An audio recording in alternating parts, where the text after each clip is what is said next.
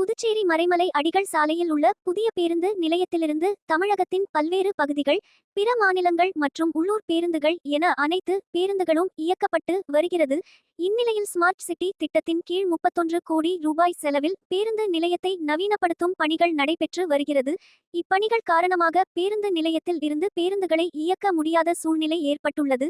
இதன் காரணமாக இன்று முதல் இப்பணிகள் முடியும் வரை புதுச்சேரி கடலூர் சாலையில் உள்ள மைதானத்தில் இருந்து பேருந்துகள் இயக்கப்பட்டு வருகிறது. மேலும் தற்காலிக பேருந்து நிலையம் அமைய உள்ள மைதானத்தில் கழிவறை, குடிநீர் வசதி, உள்ளூர் மற்றும் வெளியூர் பேருந்துகள் பகுதியாக நின்று செல்வதற்கான ஏற்பாடுகள் புதுச்சேரி நகராட்சி சார்பில் செய்யப்பட்டுள்ளது.